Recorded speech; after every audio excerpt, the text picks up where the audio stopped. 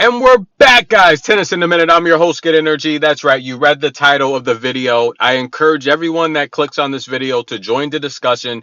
This is going to be a long video, and I'm going to change gears rapidly. So be ready to converse this match. Now, after a bagel in the first set, Coco Gauff came out mentally focused in the second set. But listen, guys, I've said this in the past. I don't think Iga's going to win 10 to 15 Grand Slams. I can see Coco winning 10, 15, or 20 Grand Slams, but I don't think Iga is going to do that. Why?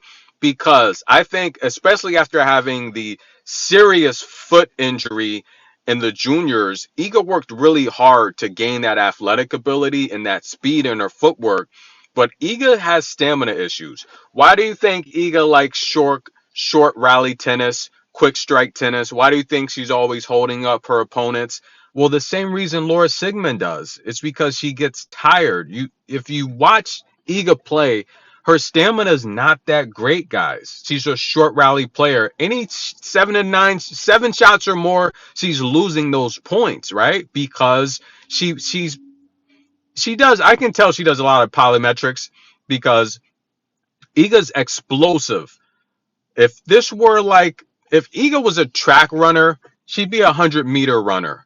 She's not going to be doing a 300-meter or longer because she doesn't have the stamina. So I think as Iga gets in her upper 20s, we could see an Ashley Barty type of retirement where we just wake up one day and Iga say, look, the game's been great to me. I accomplished more than I ever imagined, but I'm going to step away and call it a career.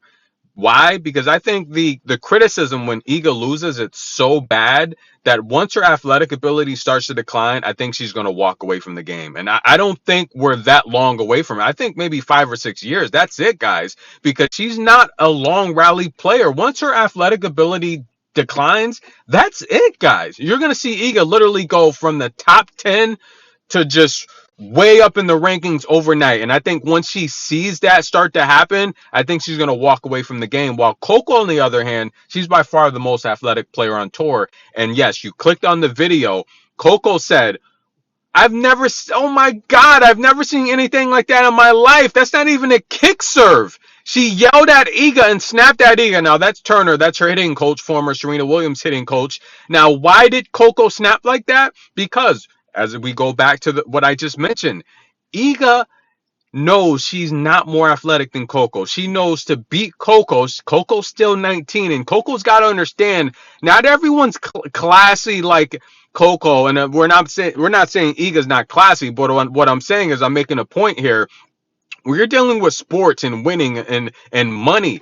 Not everyone goes into matches like Coco, where you've never heard Coco involved in something that was disrespectful or unethical to her opponent, because she's a classy player. She was raised right by her parents. She was coached right. Coco's going to beat you fair and square. She's going to beat you with class, dignity, much like a Venus Williams.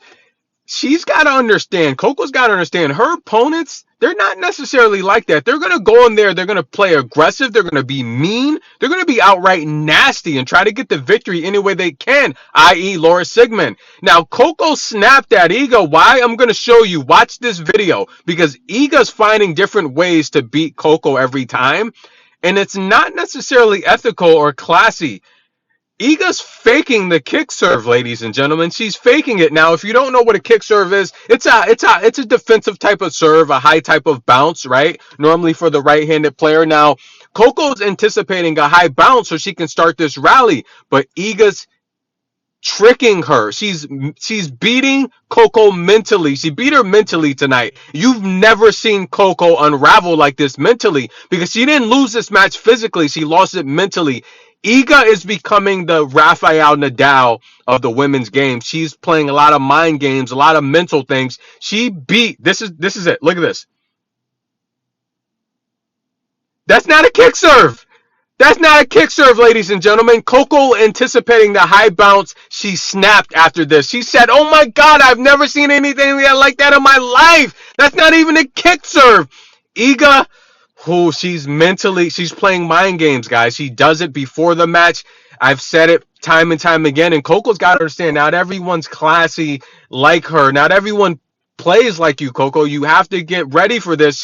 Coco's still young, guys. She's 19 and she's beating people literally while still growing and developing into her adult form. Coco, listen, there's nothing to be ashamed of, but you gotta focus more mentally. And listen, if Brad Gilbert, this is why I think the decision to get rid of Rebus was very wrong, guys, because Rebus kept Coco pumped up in a good mood. He was the biggest cheerleader I've ever seen in Coco's camp.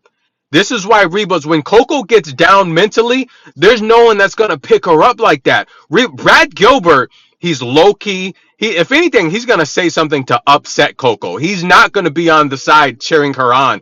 That was Rebus' job. And look, I've coached a lot of people. I've hired hundreds of people. I've given tons of people opportunities. When you are a good coach, a good leader, that makes up for a lot of people's inability to do certain things in certain situations. The joy, the motivation that you can give to someone, that goes way beyond skill set.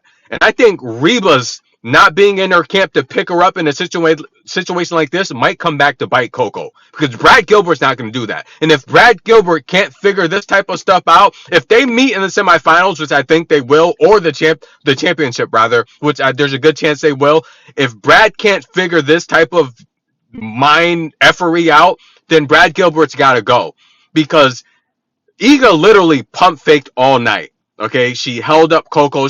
Iga beat Coco mentally tonight, and Coco unraveled. You've never seen Coco slam her racket down 3 times in a row on the way to the bench. She got beat mentally tonight, and Iga, look, she's getting these victories how she can, and a lot of people don't like that. Off the court, we all know she's classy with the fans. She's a great sport. She'll sign autographs in the rain, but on the court, she's an animal. She's a monster. Iga's a monster on the court. She wants to win however she can get it.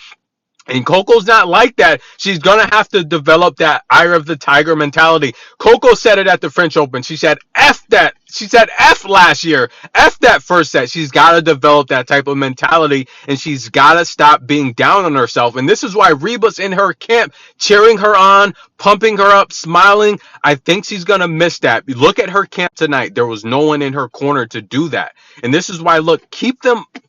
I'm not sure if there's some type of clause or Gilbert said, look, I'll coach her full time, but it's got to be me. I think Reba's pumping her up motivationally, that's invaluable. You can't put a price tag on that, because you see the 19-year-old getting down on herself, and she beat herself in this match, guys. She had a chance to win this match, guys.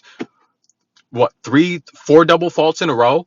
3 service games in a row. If Coco gets it to the 3rd set, she wins it, much like Cincinnati. Tennis in a Minute. Comment below. A lot in this video. I need your input. Let's have a conversation. Be respectful, guys, because you saw what Iga did tonight. You saw how she beat Coco. She beat her mentally. Comment below, guys.